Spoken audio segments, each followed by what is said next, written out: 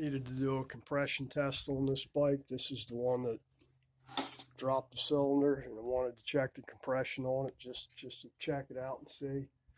So you're gonna have to start off with a fresh battery or fully charged battery.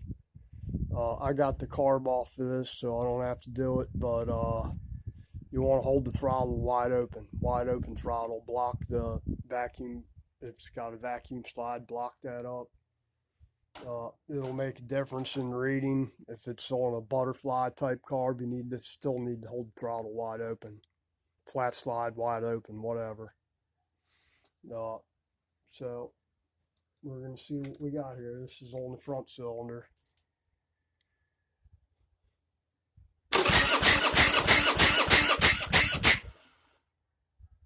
Give it, 4 or 5 revolutions basically until it stops pumping. We got about 150 there.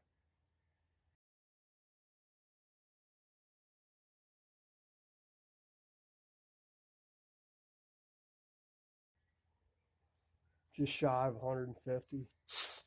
Let's do it again and see what we got.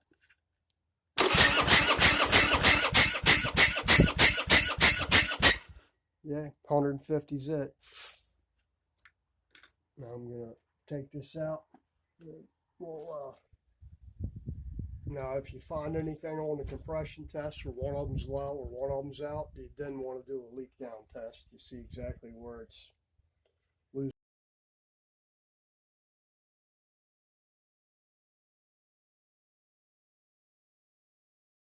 pressure at them. It could be past the rings, it could be past the valves, it could be blowing out the head gasket somewhere. You don't know. That's if you got a variation there. Leak down's going to tell you a hell of a lot more about pinpointing where the problem is.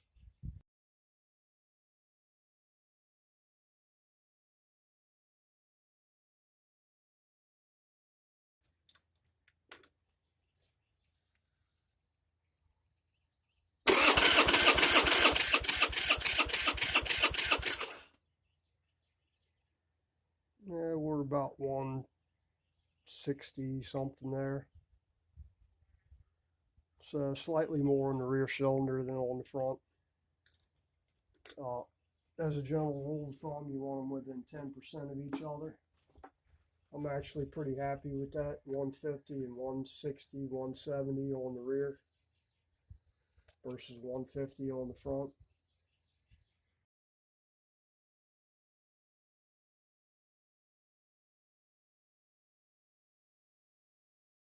So that's actually pretty good. So I'm not going to do a leak down on this. That all looks pretty good to me right there.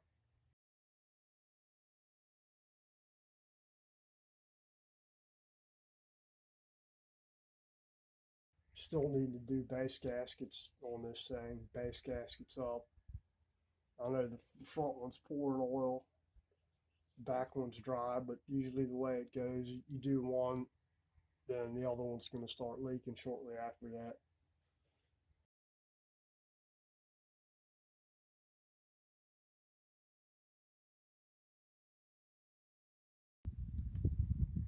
And that's your compression test.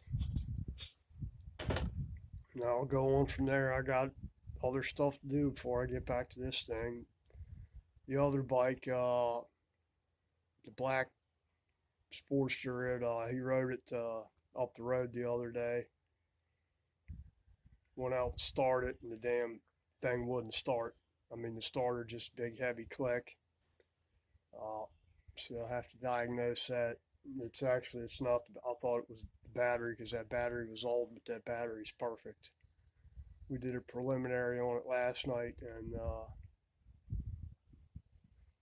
starter's only getting it's like the solenoid. The piston on the solenoid is probably burnt. I'm only getting 0.2 volts through the solenoid to the actual starter portion to turn the starter.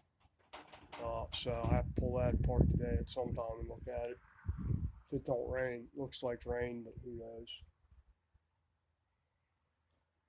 anyway, that's it for the compression test and me running my mouth. So, you know, if you guys like my content, please like, share, subscribe, comment, hit the notification bell, all that stuff, and have a great day. Have all you moms out there, have a great Mother's Day. Hopefully you get a nice big juicy steak and or whatever you like. You get served on hand and foot. Guys, take care.